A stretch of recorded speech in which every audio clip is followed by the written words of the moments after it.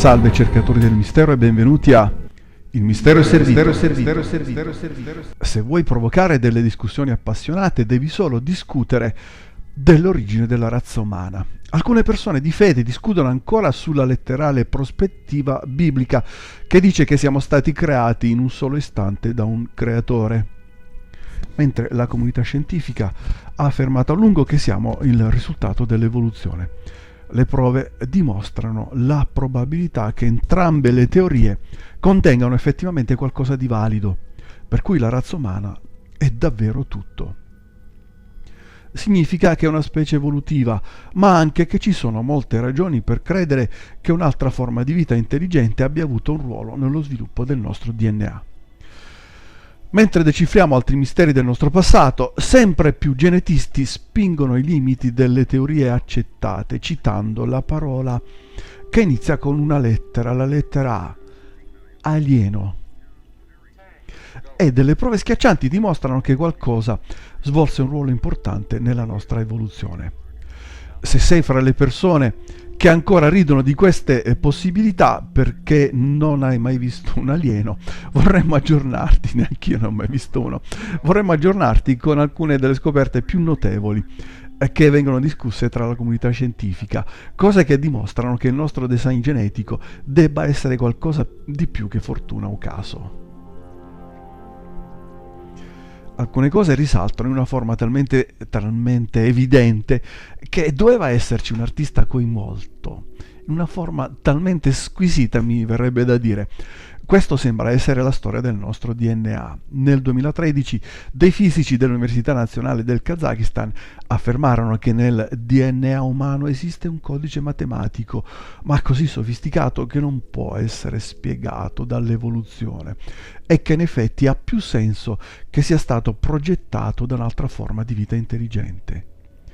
La ricerca pubblicata sulla rivista scientifica Icarus ha sottolineato che il DNA dell'essere umano è ordinato con precisione matematica e ha degli schemi perfettamente organizzati e ordinati di ideografie. Significa che il nostro DNA usa simboli per esprimere concetti fisici in modo simile a come li usiamo noi per trasmetterli in un linguaggio. E un linguaggio è una costruzione umana. Sarebbe come trovare uno dei tanti bellissimi mandala multicolori fatti di sabbia, supponendo che sia stato creato in qualche modo a caso dalla natura. I fisici kazaki hanno anche suggerito qualcosa di abbastanza radicale. La codifica del nostro DNA è rimasta relativamente libera e immutata dai tempi della nostra creazione. Funziona come un archivio per preservare il design umano. I fisici pensano che i supporti dei codici siano un tipo di ricevitore, come una parabola satellitare extraterrestre, che funziona per rilevare l'intelligenza che la progettò, un SETI biologico per intenderci. Letteralmente, suggerisce che i nostri corpi siano dei ricettori della presenza di vita extraterrestre. Se fosse certo, sarebbe come quando il SETI nel 1977 ricevette un segnale sconosciuto dallo spazio, il misterioso segnale wow. Questa teoria radicale suggerisce che i nostri corpi stiano aspettando un segnale da queste creature, da qualche creatura, e quando lo riceveremo la nostra biologia lo saprà. Forse ha senso che non soltanto il SETI espanda la sua ampiezza per ricevere onde radio dallo spazio, ma anche i ricevitori di DNA dei nostri corpi. Quindi mantieniti sintonizzato, letteralmente stay tuned. Nel 2011 del DNA geneticamente modificato fu inviato nello spazio dalla Svezia. Fu posto all'esterno di un razzo. Quando tornò aveva una piccola sfera microscopica realizzata in titanio e vanadio della larghezza di un capello umano che proveniva dallo spazio. Questa particella aveva dei fili di sostanza organica sulla superficie e una sostanza appiccicosa che conteneva un qualche tipo di vita biologico che emergeva dall'interno, e quando il missile tornò sulla Terra questa particella conteneva ancora quella vita, anche dopo essere stato a temperature di 1000 gradi Celsius. Un team di ricercatori dell'Università di Buckingham ha ipotizzato che il materiale biologico contenesse materiale genetico, ma non avevano idea di dove provenisse. Una teoria plausibile afferma che forse sia la prova di qualcosa chiamata panspermia eterodiretta, cioè la ricreazione di sistemi viventi attraverso viaggi spaziali in ambienti appropriati o pianeti, guidata da forme di vita intelligenti nello spazio. Questo apparente pezzo di fantascienza probabilmente mai sarebbe stato preso sul serio se non fosse per il fatto che fu suggerito da Francis Crick, premio Nobel per le ricerche sul DNA, che ha parlato instancabilmente contro le menti chiuse della comunità scientifica. Altri ricercatori erano preoccupati che ci fossero le intenzioni per uno scopo molto più sinistro, deliberatamente modificare un virus per minacciare la vita e poi mandarlo alla Terra con propositi malevoli. Questa particella potrebbe casualmente avere ottenuto un passaggio da una cometa? Data la sua natura e le sue proprietà, ci sono tutti i segnali che possa essere stato inviato intenzionalmente e la sua scoperta iniziò a generare una reazione automatica alla possibilità di una vita aliena, che una vita aliena abbia preso parte allo sviluppo della nostra. Impariamo a riconoscere i gruppi sanguigni alle secondarie e così presto consideriamo i suoi concetti e i suoi fattori come componenti normali della vita. Se una donna con sangue RH, con fattore RH negativo rimane incinta, con un bambino con sangue con RH positivo, il suo corpo produrrà antigeni segnalando al suo sistema immunitario che il suo feto è semplicemente tossico. Stranamente il corpo della donna ucciderà il proprio figlio, quindi cosa c'è di naturale in questo? Osserviamo la natura, non ci sono altre indicazioni di questo tipo di autodistruzione biologica, di questo comportamento. Il risultato naturale di molti animali ibridi come muli, laigres e altri animali è l'infertilità. Alcuni sostengono che il sangue RH negativo non sia altro che una mutazione, ma altri ipotizzano che si può supporre che provenga da una specie aliena che si incrociò con gli umani o in qualche modo modificata geneticamente per produrre una linea di sangue ibrida. Circa il 15% della popolazione mondiale ha la caratteristica dell'RH negativo, ma questa percentuale di popolazione non è ripartita in ugual modo in tutte le aree del pianeta. La più alta concentrazione, il 44% del sangue con RH negativo, si trova nella regione basca, nei Paesi Baschi, fra la Francia e la Spagna. I baschi sono anche le sole persone dell'Europa occidentale che parlano ancora una lingua indoeuropea, una lingua isolata che non si parla in nessun'altra parte dell'Europa e non sembra provenire dal ceppo indoeuropeo. Nel ceppo indoeuropeo si chiama euskera questa lingua. Non è solo isolata, ma è completamente estranea a tutte le altre lingue. Altre anomalie che sono note è che le persone con sangue RH negativo siano più incline a sperimentare fenomeni psichici e adduzioni aliene. Alcune persone con la caratteristica dell'RH negativo hanno un alto coefficiente di intuizione, temperatura corporea più bassa, pressione più alta, capelli rossi o rossastri, ipersensibilità alla luce solare e talvolta una vertebra in più nella colonna vertebrale. A causa del poco dibattito in merito alla rarità di questo tipo di sangue, la natura insolita dell'RH negativo può essere facilmente vista come non pertinente. Ancora non c'è una spiegazione razionale del perché, nonostante il nostro travolgente istinto del procreare, il corpo di una donna incinta distrugga la sua creazione, a meno che forse la natura non abbia subito qualche manipolazione. Nel 2004 dei ricercatori universitari di Chicago presentarono i risultati di uno studio a lungo termine che ha concluso che la raffinatezza del cervello umano non può essere dovuta ad una sola evoluzione, ad una lenta evoluzione, ma al risultato di un rapido e drammatico cambiamento, una sorta di evento speciale accaduto intorno ai 50.000 anni fa. E questo spiega come ha fatto la cultura umana a passare dai primitivi disegni delle caverne a civiltà sofisticate. Lo chiamano il Big Bang del cervello. Si crede che in quel momento il cervello umano fosse diviso in due emisferi e che acquisimmo la capacità di pensare in forma astratta. I cambiamenti della nostra struttura fisica e cognitiva furono così numerosi e veloci che semplicemente uno sviluppo troppo rapido ed importante per una mutazione casuale. Uno dei tanti elementi che cambiarono fu un gene unico chiamato la proteina FOXP2. È responsabile del linguaggio e della nostra capacità di parlare. Tutti gli animali ce l'hanno, ma è stato modificato in modo è stato modificato in modo che gli umani fossero in grado di comunicare e pensare astrattamente. Se lo inseriamo in prospettiva, accadde nel momento in cui le pareti delle grotte, il nostro unico registro storico, presentano particolari creatori. Dei creatori, sì, esseri che non sono umani, che sembrano alieni. Non è sorprendente che fu quando l'uomo di Neanderthal si estinse misteriosamente 40.000 anni fa. Se consideriamo questa ricerca e quello che i nostri antenati hanno indicato sulla nostra storia, la possibilità di una interferenza aliena ha molto più senso di una mutazione casuale che creò l'uomo dalle scimmie, così dalla sera alla mattina.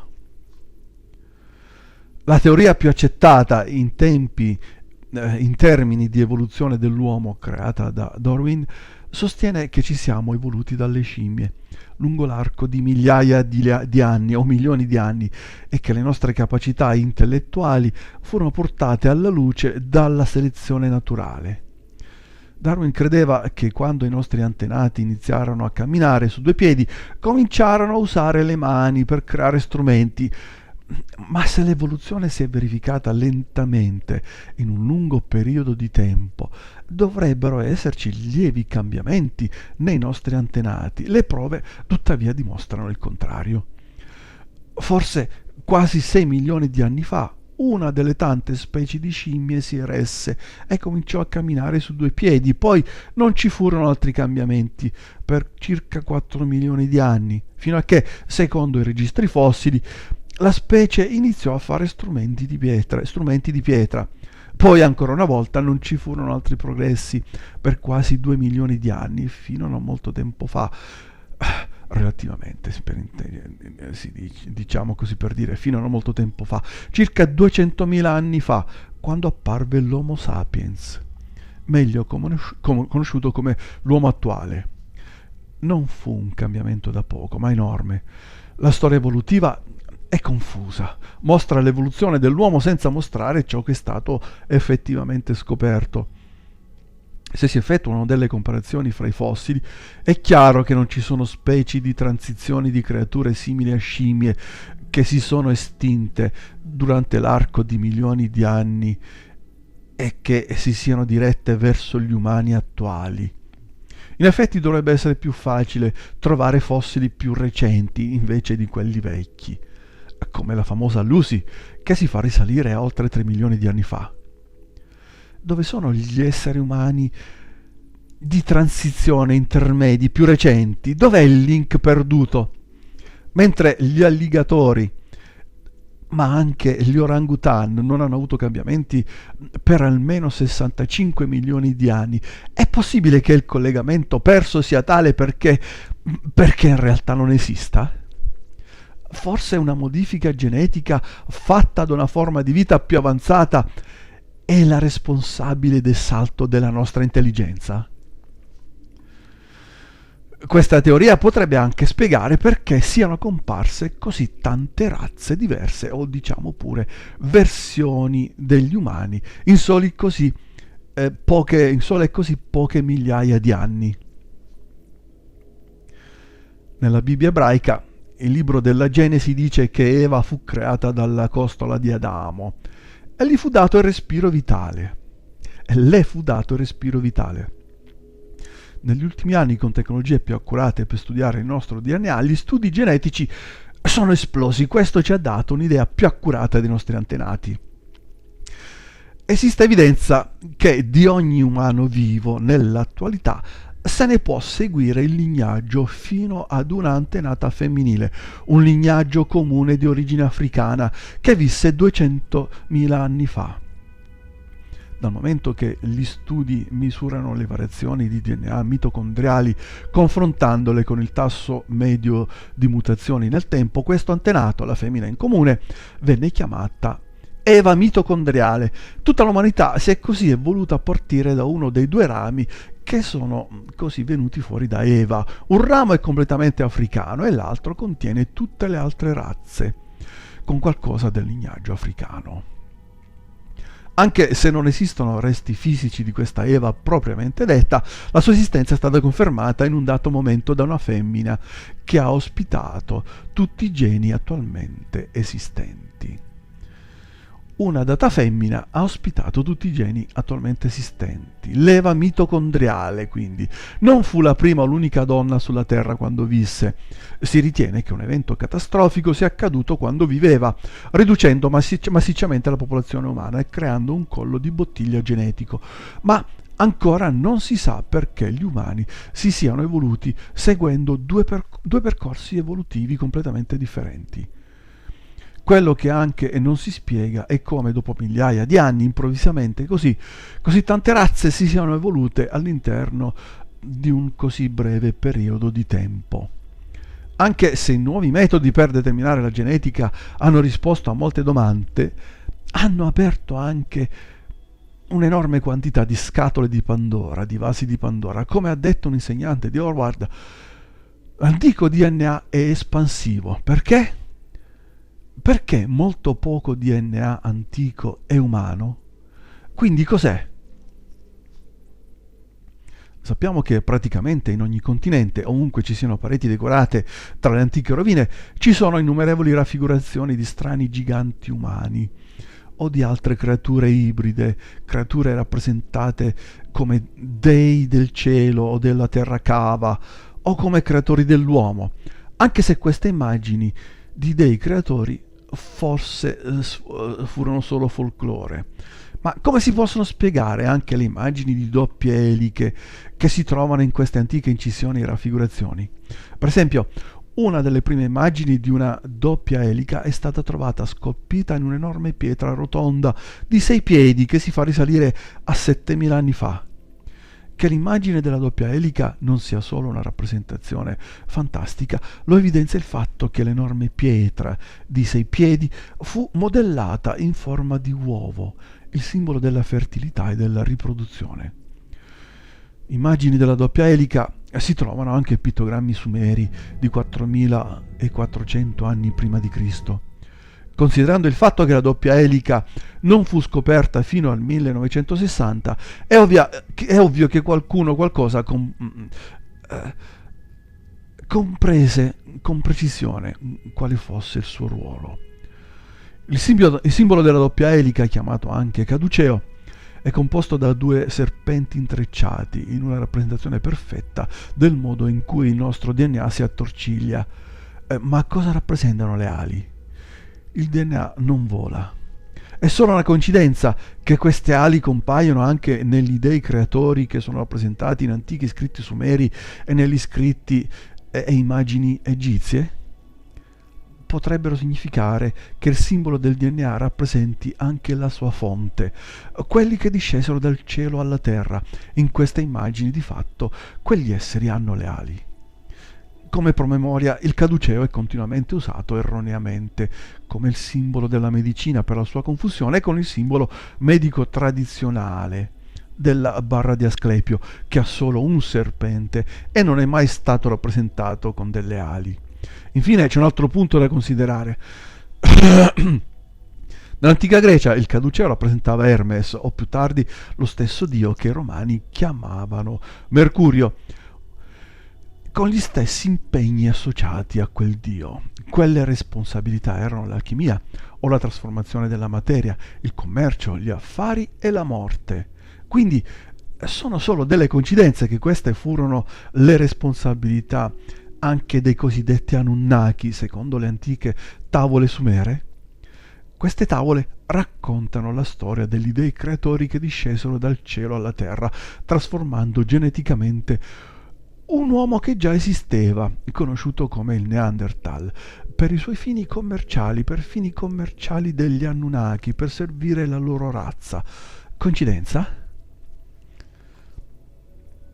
Se la possibilità di una vita aliena sembra molto remota, vale la pena conoscere alcune cose sul nostro sistema solare e la probabilità che la vita forse esisteva qui, già qui, quando i pianeti avevano ambienti inabitabili. Per esempio, nel XVIII secolo, un astronomo tedesco, Johann Titius, scoprì un modello matematico nella disposizione dei pianeti e predisse l'esistenza di un altro pianeta tra Marte e Giove. Immediatamente tutti gli altri astronomi cercarono di trovarlo, ma invece di un pianeta in quell'area trovarono delle cose che ne sembravano i pezzi. Quest'area è nota come la cintura di asteroidi del nostro sistema solare.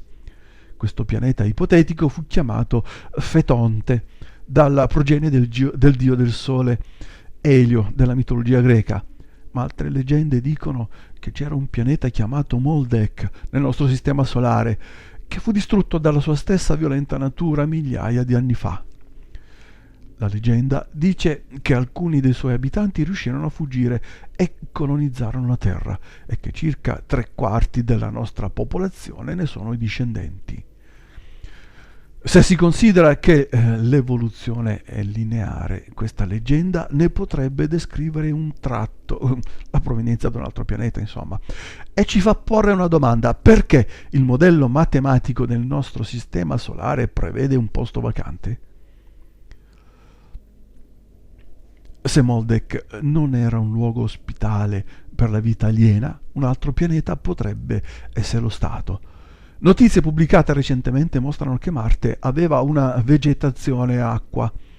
Di fatto c'è ancora acqua ai poli. La NASA sa da molto tempo che Marte ha un'alta concentrazione di gas Xenon 129 nella sua atmosfera. Lo Xenon 129 è radioattivo e non compare in forma naturale. È sempre il risultato di un'esplosione nucleare. Nel 1972 si trovò che un'esplosione nucleare avvenne su Marte circa 1.700.000.000 di anni fa.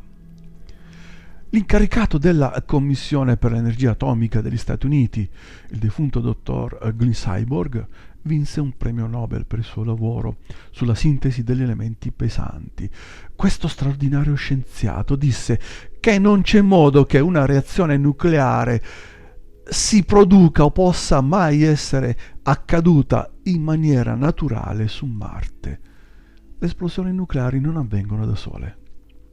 Quindi, se le reazioni non furono naturali, è implicito che degli esseri intelligenti le causarono. Sta accadendo. In conclusione, se la raccolta di questi fatti lasciano ancora spazio ai dubbi, o se ancora possa sembrare folle che alcuni esseri abbiano potuto creare, manipolare o correggere il nostro modello biologico così piccolo e affascinante come il DNA, rimane una cosa ancora da dire: lo stiamo facendo. Il DNA sintetico fece il suo primo debutto pubblico nel 1967 e negli ultimi 50 anni le scoperte pubblicate sono un po' in ritardo, sono in ritardo di anni. Dove è arrivata la realtà tecnologica? Dove è arrivata la tecnologia in questo campo? Bisogna solo confrontare il codice Morse con il telefono o la prima fotocamera con il telescopio Hubble per capire gli avanzamenti tecnologici in soli pochi decenni. Quindi chissà che cosa sta veramente succedendo a porte chiuse con le manipolazioni del DNA. Se un giorno degli alieni scenderanno e diranno portateci dai vostri capi, forse dovremo salutarli dicendo loro ciao papà. Nel frattempo consideriamo che questi fatti e le scoperte suggeriscono e manteniamo la mente aperta. Grazie per aver guardato il video, se ti è piaciuto per favore condividilo e metti like. Arrivederci, a presto con un altro video sul mistero segreto. Give her 6 quavers, then pause. She sent us 4 quavers, a group of 5 quavers, a group of 4 semi-quavers.